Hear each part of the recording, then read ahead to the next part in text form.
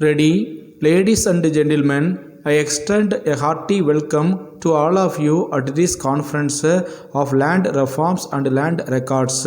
I especially welcome Chief Minister of Punjab who is representing the state after a long time. I do hope that many of the problems which can be tackled only by a popular government will not become easier of solution. The governor had done a good job, successive governors have done well, but there is a limitation on what a governor can do, and beyond those limits it has to be done only by a popular government. So I am glad that he attends this conference. He has taken special interest in this subject and I hope it will be possible for his government to show results. My colleague has already placed before you the outline of the deliberations which you are going to have. I need not to repeat all that he has said. But let me start by asking why this conference has become necessary. The central government have nothing to do with land reforms. According to the constitution, they fall completely within the purview of the state government. Why should I go out of the way to call all of you?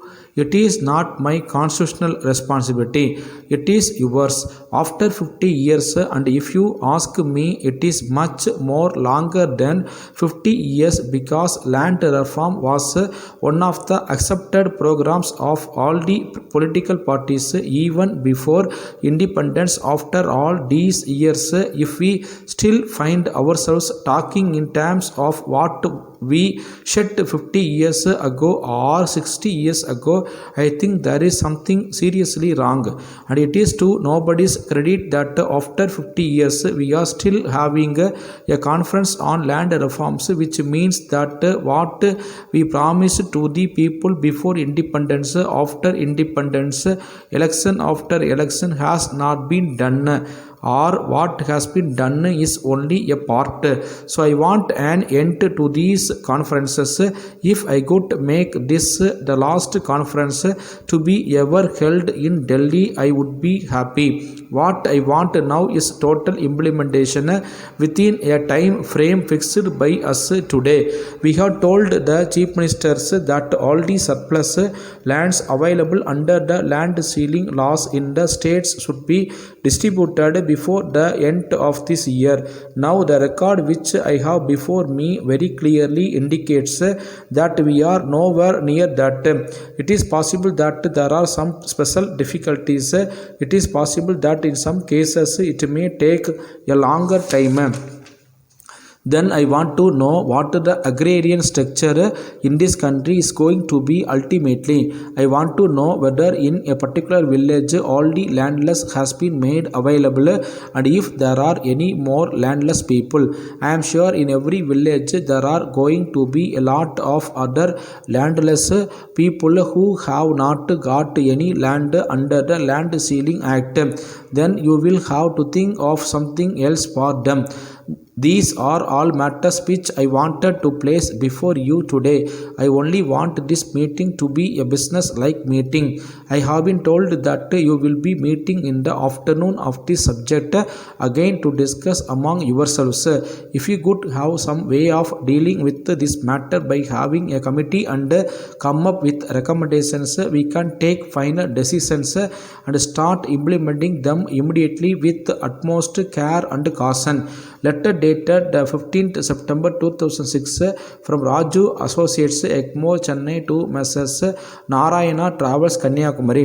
Dear Sirs, this has reference to the visit of our representative last week to your office to discuss about the chartering of a luxury tourist bus on permanent basis for our guests.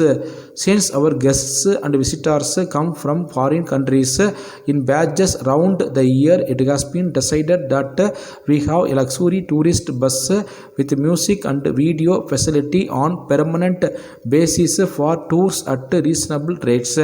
Besides the fixed monthly payment to you as a renting fee, the actual expenses for petrol consumption, daily charges of drivers, attendants, etc. will be paid separately by us in addition to the above when the tours actually take place. As a well experienced driver and attendant may please be posted for the smooth operation of the tourist bus.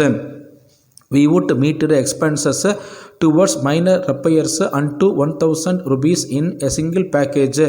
If there are repairs to be attended to beyond this amount, it should be borne by you. It may be stated that the matter has not yet been finalized, though we are very eager to finalize it soon because one batch of our visitors would be here from Russia within a fortnight. Our representative will call on you again in a day or two. We hope you will sign an agreement with him in this respect. Yours